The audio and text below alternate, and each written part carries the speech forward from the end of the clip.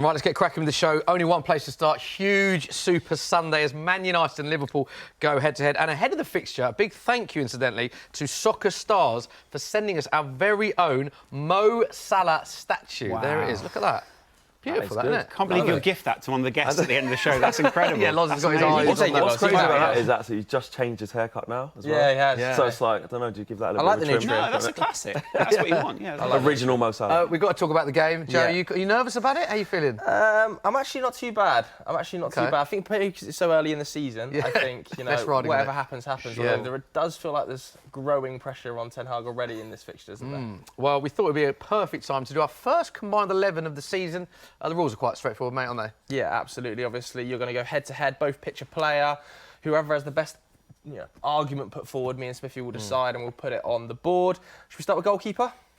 Current squad this is, isn't it? This is current squads. Is it current squads? Yeah. Oh, right, OK. Because I picked What, you going to put Mamadashvili? Yeah. We're both holding up the same picture for a very good reason, right? Because he's the best goalkeeper in the Premier League. Even with the new system, he said recently he wants to remain at the club for, well, a couple of years to come at least. Do you think he's going to, though? Because Mamadashvili has obviously come in this window for a delayed, gone back on loan, but that feels like he's going to come in and want to be number one? Seems like a generational talent from all the analysts that I speak to. He's got the same underlying numbers as this guy when he was at Roma. And then on top of that, I also think they are a limited commodity. So Liverpool, if they don't use him, can just trade him on probably at a profit, to be honest. So I think this guy still sits at the very top of the tree. I mean, there's a lot of praise there for Ederson, which, as a United fan, we don't need to extend upon. I think, sorry for Alisson. Praise Ederson if you want, mate. I think everything he said is absolutely spot on. He's still brilliant, isn't he? He's not showing any signs of slowing down. You can use your magnet. Stick him up then. Yeah, insult to injury. OK, next up, right back, and it looks like, guessing you're agreeing on this position. Let's go with Flex first, though, as the United fan, because you've gone with Trent. Yes, it was an interesting one because Trent looks like, potentially there's rumblings there of what's going to happen with his contract. Is he going to be there much longer? Real Madrid, etc., etc. But in terms of the quality of this young man, he's brilliant. I don't think it's arguable. I did think in terms of Dalot, because I really do like Dalot, and what he's starting to do now is really settle down, show good aspects of both sides of his game. Season, didn't he? Really good season last season. One of the players of the season, depending on which Man United fan you speak to. But I just think if I'm building a combined 11 with all of the players that we have at our disposal from both squads, I think Trent's got to be in there. What did you make of last weekend? Obviously, there was a bit of a clash, wasn't there, with Arne Slot when he came off? And I was there at the game. Public. What did you make of it? You can see Trent's body language, but he's always been quite an expressive player. And I think, obviously, when you're one of the scousers in the team, then you always first came back at Anfield, you always want to play all the minutes. But I also think they're kind of guarding him at the moment because they know about the intensity. And I think he was disappointed. I think he said he could have maybe played a little bit longer. Maybe there's like another 10 minutes in him or something. But I think they know the intensity on the players right now, and they know that it's a long season, especially after the European draw the other day. We see there are so many more big games to play now. They're going to need to manage his minutes because he is magic when he's out there, and it is so effortless as well. I love Dalot's effort, and I think he's one of those players that you, as a fan, you love him. But the reason you love this guy is because every game there's a... It's the way you can just unlock. Yeah. Let's get him on then. Let's get him on. Get him on that. Get him on there. It's fun naming the Liverpool starting 11. Should we do the centre-backs as a pairing? Reveal what you've got together? Just, all right, shall I just... I think you're ready first, Loz. 11. I've always been ready first with these guys, because that's... Which side do you You've want? gone with a double Liverpool pairing. Yeah, it was difficult because actually... Canarse and Van Dijk. I really like a lot of the Manchester United team. I think they are fantastic. And, in terms of centre-backs, you've got a lot of choice. But you haven't picked one so far. Not so far. But my point with those guys is De Ligt probably would have been a good choice for me. I quite like him as a player. Obviously, I also think the Butcher on the other side is probably a decent pick. But actually, these two as a pair work. Does Konate start in your best 11? Because at the start of the season, it was Quansah, wasn't it? And then he came off after 45 minutes in that opening fixture. But in pre-season, it felt like he was going to be the starting centre-back partner for Van Dijk. Yeah, I think a lot of people were wondering what goes on with Konate. I think he'll probably end up signing a new contract. I think overall Liverpool have got a lot of confidence in him. But also, he didn't play enough of the pre-season to then be starting more consistently. I love his aggression, but I also love how eager he is to be on the front foot for Liverpool. I think he's actually a massively underrated player despite his fee and despite playing in the Premier League for one of the best sides. So he's also a great foil to whoever he plays alongside. And playing alongside Van Dijk can sometimes be a real challenge, as a lot of other centre-backs have found. He does his job, you've got to do yours. And I think very often this is a harder job than this. I think Van Dijk, as you can see, nailed on Yeah. for any combined 11 with these two. You've gone with Martinez. I've gone with Leach. I think actually as a pairing to complement Virgil van Dijk in this team as well, I think would be an absolutely brilliant pairing. Of course, yes, kind of do play left centre back, but Van Dijk at right centre back would be absolutely fine.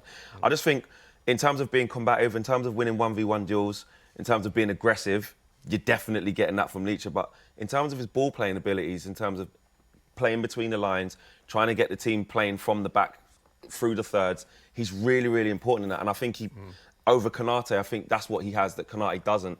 Yes, Konate is more powerful, more physical, probably going to win more aerial duels, etc., etc. But with what you missed with Leach in terms of that level of physicality, ball playing, which I think next to Van Dijk would just be such a better fit than having Konate. I think he's fantastic. You've obviously got a lot more centre-back options now than you did previously. Who would start for you with everyone fit as your two centre-backs? As it is right now, I'm gonna say De Ligt just. Lenny Yoro's looks like a generational talent.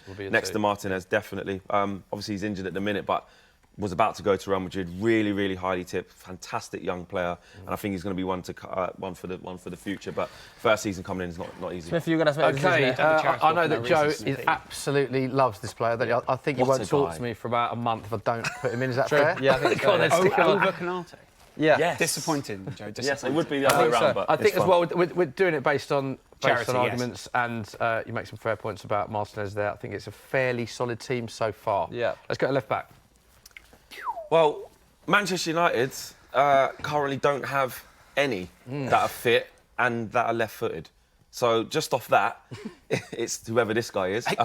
You've made it by default. Congratulations. Exactly. You're also one of the best left backs ever in the Premier League. He's just on there, like you said, by default, because there's not many other options. No, listen. There were a few question marks over Robertson, though, at the start of the season. Yeah, he's in weren't decline. there? Is he- What do you think the question marks Well, I were? think coming into the back end of last He's season, not his happy with form that. wasn't at the best No, we've it's seen fine. Andy Robertson. Was it? Joe Gomez had an outstanding season, and for large parts, Andy Robertson was either injured or out of form. Yep.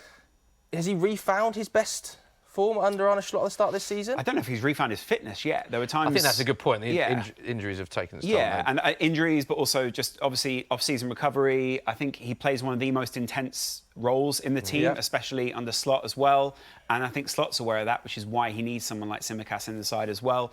Robertson is just so committed. I think there was a discussion, I think I was having it on YouTube the other day, about if he went, what would happen. And I think what most people underestimate is his, first of all, his leadership. But secondly, just his enforcer nature. Having him in the team means that if anyone gets fouled in your side, then someone on the other team is definitely going to get fouled. By the way, as well, most So he can kick people. most Which I like. assists by a defender in Premier League history. Yeah. Andy Okay. Robertson. In midfield, Brilliant. who have we got? Should we do the deep line with two first, Yeah. potentially, if it's going to be the sort of 4-2-3-1? Should we agree on that as a formation? I like that. Yeah. Yeah. I'll give you that. Surely you've got Cobby there, yeah. Cobby Alongside- and McAllister, both of you Oh, doing look the at that, same. Loz. Okay. That's fairly easy. What a boring pair of people we are. Well, we didn't agree on most of the back four to be. Well, actually, no, we did actually. What have you made of Cobby's start to the season? Because I think he's been exceptional off the ball. He seems to have become even more physical over the summer. What's gone under the radar is, like you said, how quickly he's winning the ball back. A lot of ball regains from him, which is fantastic. There's still teething problems and issues in the midfield in terms of how open it is. So there's a lot of space to cover. So between him and Casemiro, there's still a lot of spaces which Ugarte should hopefully come in and help. But this kid is just unbelievable. Out in pre-season, he was on holiday, but we spent some time with him in LA, and he was playing futsal with some of the local kids down Venice Beach. Honestly, his ceiling is just so high. I agree. And he take the ball under pressure. He's strong on the ball. He is going to keep working. He's going to keep learning. He's still incredibly young. You saw what type of season he had last year. Solved England's midfield conundrum.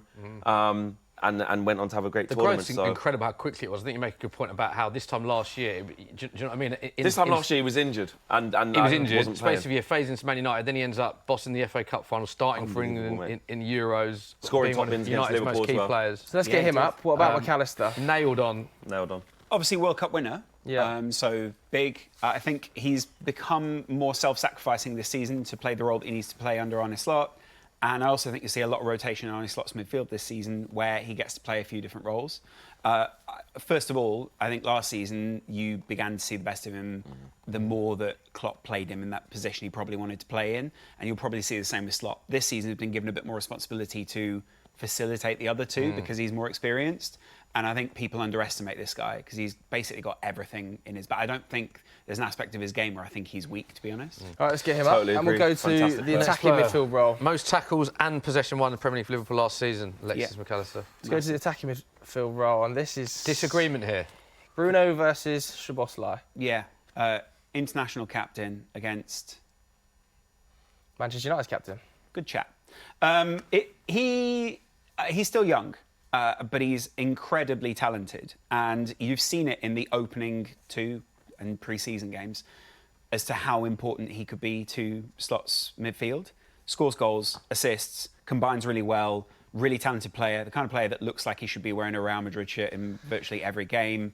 Very talented. And one thing I will say, never gives up in any games. Lodge, can I just say, Flex is so eager to jump and he's waving his I mate. mean, This is one, there's by no the looks of your discussion. face, you Yeah. firmly disagree with. Disagree with Szoboszlai being good? That was brilliant. Yeah, he's all right.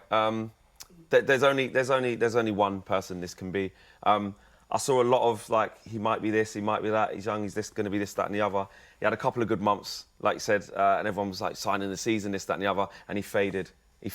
And this guy doesn't fade. Ever since he's come to Manchester United, his numbers have been up there with your favourite players in Europe, whether it's Kevin De Bruyne, whether it's Odegaard, it doesn't matter. sticking him on. He is the most overhated. Yeah, This is the I most agree. overhated player in the league. 10 goals, 8 assists last season. I love Szoboszlai, but it has to be Bruno, I think. No competition. Okay, let's go on to the... Really? yes. That really fascinates me because you know what? I think attitude-wise, it would be this guy all day. I've never seen him give up in a Liverpool shirt. Doesn't give up. But 7-0 says he did. Just so. wears his heart on his sleeve. Should we, and does the job. We don't really need many debate on the right wing, do we? Surely you surely- both pick the same player on the Let's right. check. Well, I mean, Just check. Ahmad's been absolute.